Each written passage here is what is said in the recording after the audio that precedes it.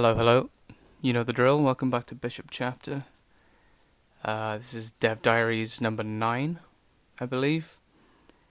And it's going to be a walkthrough and commentary of the third puzzle in the game, which I'm showing for the first time in this episode. It's called Thoth. He's another ancient Egyptian reference. He's the god of sort of wisdom, knowledge, stuff like that. And so, of course, he's the one I've linked to the library puzzle. And it's kind of a double-edged sword because players kind of need to demonstrate wisdom and knowledge in order to complete the puzzle, as well as it being a direct reference with the library. Anyway, video's on my screen. Let's go. This one was... It took me a while to fix this one.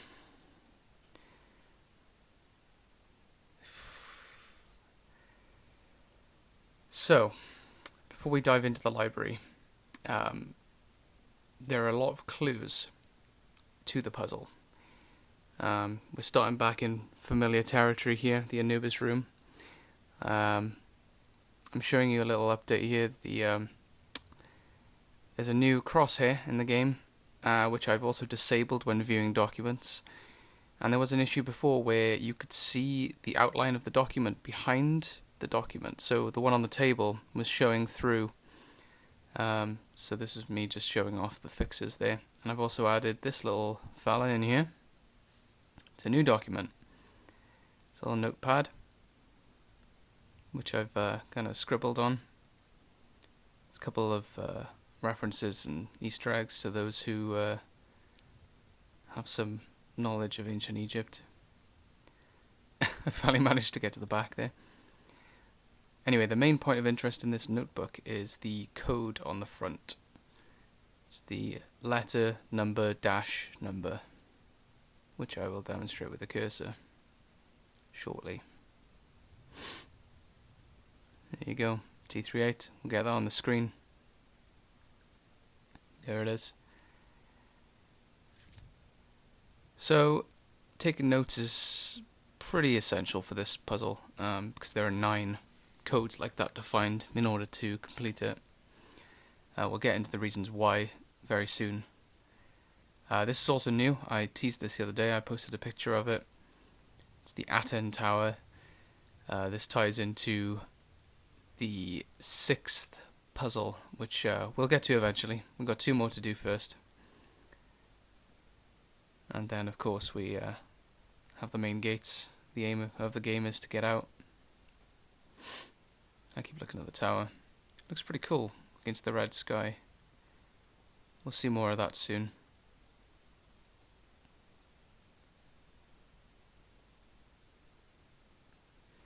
I will be skipping in between a lot of these with kind of fade cuts, just because it's a bit like Noon in the sense that it's all quite scattered again.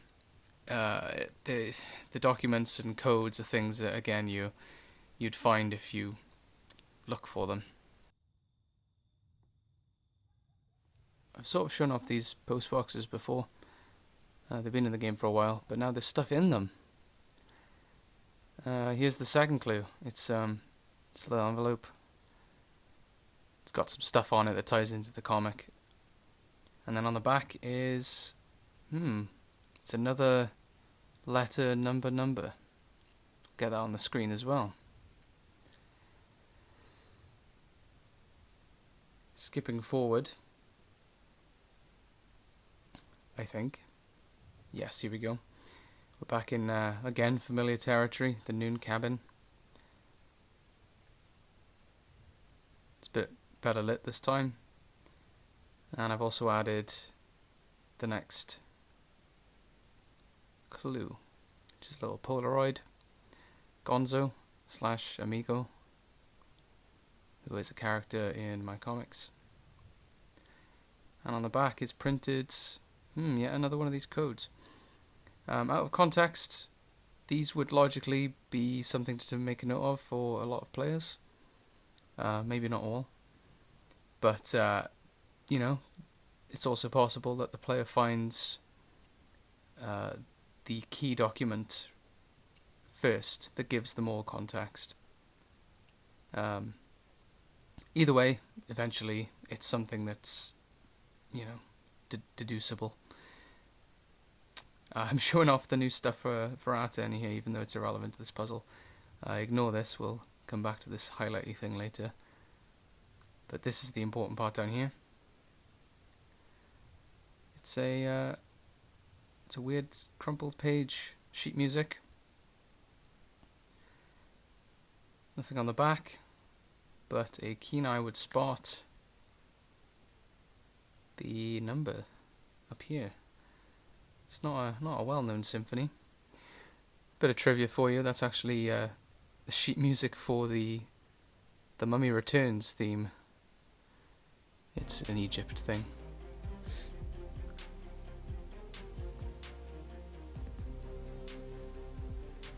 We're on the spinny puzzle, which I've yet to show off properly. I've got the video done for it. That'll be the next one, I think. But this little room at the back here, we've got a notice board, and then there's a little playing card pinned to it with the pyramid on the back. The ace of spades, and of course there's another code. Get that up on the screen. God, the interaction's looking really good now. I'm really happy with it. I've added about 10 to 15 extra documents into the game since the last video, so that's been the majority of my time that I've spent in the game recently. I've updated this room, and I think I've shown this document before, but it's different now. It's got some context. You can read through it, pause if you want. I'll sort of skim through it.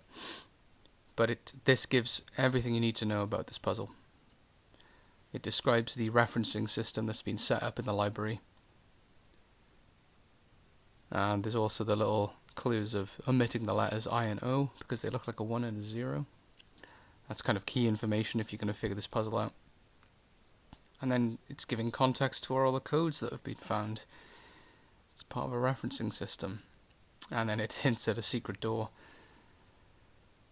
which we will get to in due course. But then if you can manage to flip it round, it's a little bit fiddly, but it's fine. Another code. But don't leave the room yet.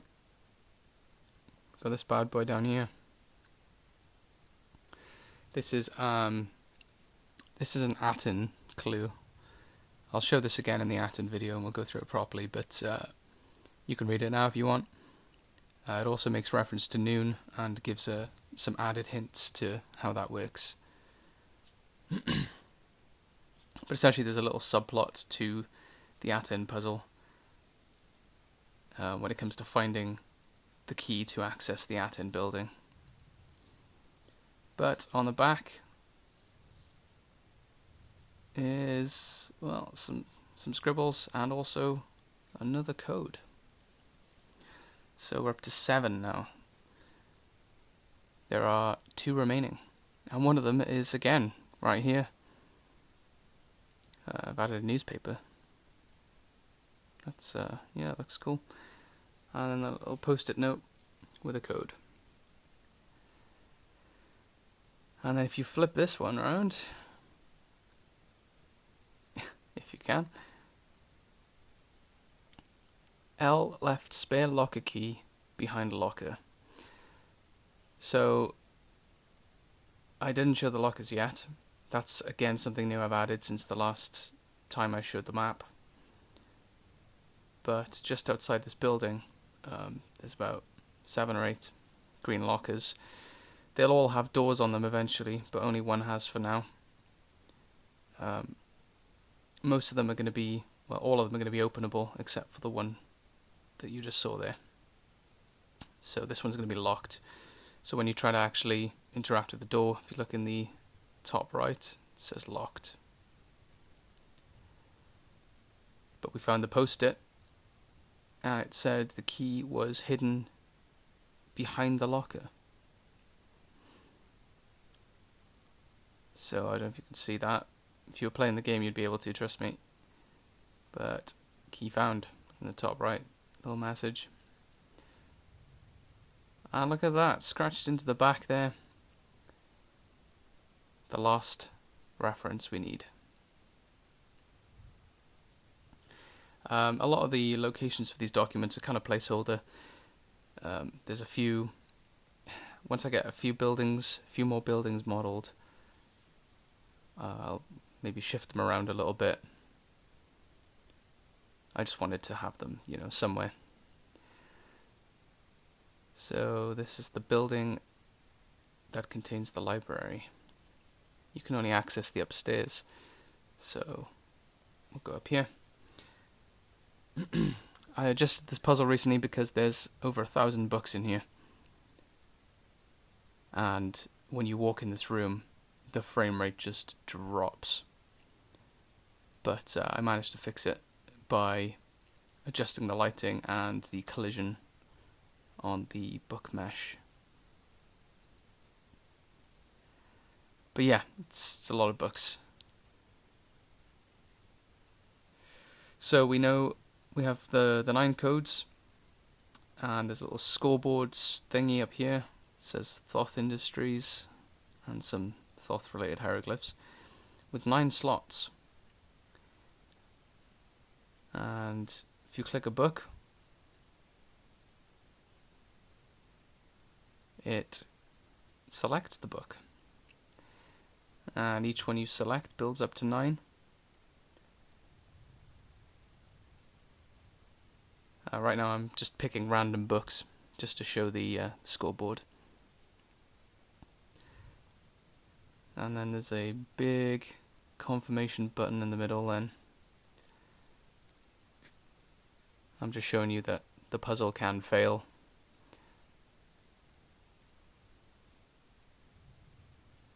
So yes, we got, if you remember the referencing system, that's A, that's B, C, D, E, F, G, and on and on.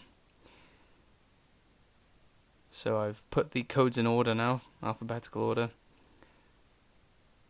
So that'll be row 3 on shelf B, book number 4, B34.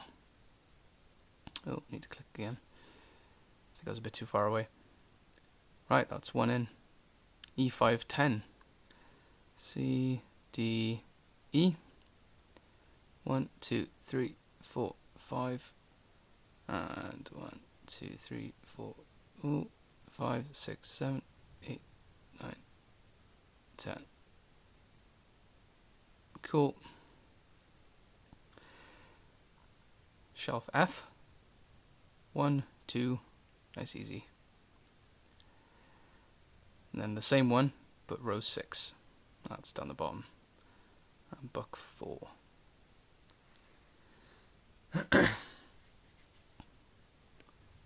So, GH. Remember we skipped I because it looks like a 1, so this one's actually the J, not the I.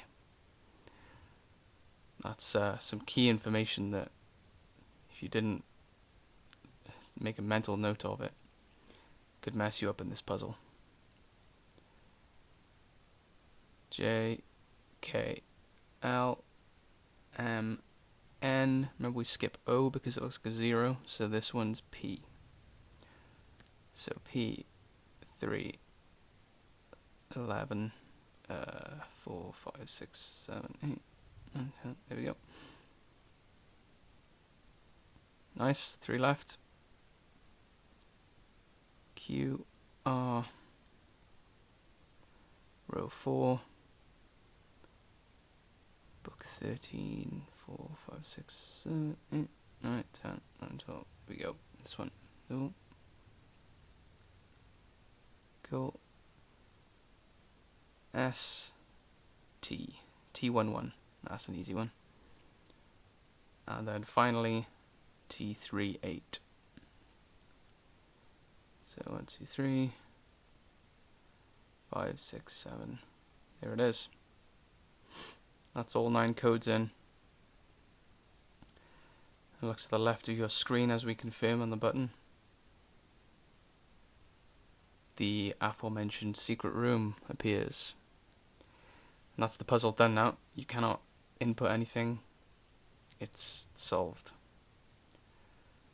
It's a bit bare in here. There will be more. But there is the Thoth Trophy. It's a book. Better than the toilet plunger from before. This one's a bit awkward to pick up. I need to change the collision on it. But it's the King Ring, which is an essential item for the gate puzzle. So we'll get into that another time. But a cool thing about it is, if you sort of learn how to find it, or you happen to find it early, it makes some of the later puzzles a lot easier to do. It's a little life hack. Anyway, we'll do our usual thing now. Even though the puzzle's done, we'll head back to our little safe room. And we'll get all the 3 trophies that we've got so far on the console. It's Anubis, Thoth, and Noon. I pull this, but it does nothing. It just opens a time window for the second console's lever to be pulled as well. Gives you about 15 seconds to pull the second one. And then that opens the gate. But we'll get into that another time. That was the 3rd puzzle. Yeah, it's I'm quite happy with how it's come along. The idea's really sort of evolved from when I first started programming it. Like I said, the 1,000+ books were just, yeah, they sort of crushed my spirits a little bit when I realised that I'd have to recode everything, potentially, with maybe just the spines as 2D planes rather than the whole book models. But yeah, I just changed the collision on the mesh and fixed some of the lighting issues in there, and yeah, it seems to run fine now. Hopefully that holds true for the build of the game when I try to compile it. That'll be maybe next week. I fully expect some last minute issues, some curveballs, but I'll cross that bridge when I come to it. Anyway, that was that puzzle. I've got the next 2 already recorded, just need to do some commentary for them, and maybe they'll be up tomorrow, day after. We'll see how it goes. What I am currently working on in the game is let me check my checklist, because I've finished the stuff I was meant to do for today. Okay, I'll be doing some at-end stuff. There's like I said about the little subplot, this little romantic subplot there. You basically need a key, and to get the key you need to sort of track the movements of this one guy who's like the caretaker, and you find out he's gone to he's snuck off with his lady, and they're having a picnic in the cabin. So I need to model some assets for that, and then I'll get onto the main at-end puzzle, and I believe that should be the last big puzzle anyway. After that I'll be coding the King Ring and the gate. Yeah, we are close to the end. It's been a ride. I sort of cannot wait for it to be done. I need to take a break from it. My head is gone. Apart from my day job, all I'm doing is working on Bishop Chapter. Just hours and hours. But yeah, don't get me wrong, I enjoy it. It's nice to get stuck into a big meaty project and get lost in some code. You know, it's quite therapeutic, quite relaxing, and then it's really satisfying to see everything come together and actually work the way you want it to. So fingers crossed it all comes together soon. My deadline's been moved by a week again, so I have until the 11th now, the 11th of February. I think I'll finish before then. I really don't have a lot left to do. After the game's done, I've just got a bunch of documentation and finishing touches, making the whole submission look nice and pretty. And yeah, that's that. I'll catch you in a day or two for the next puzzle. Goodbye.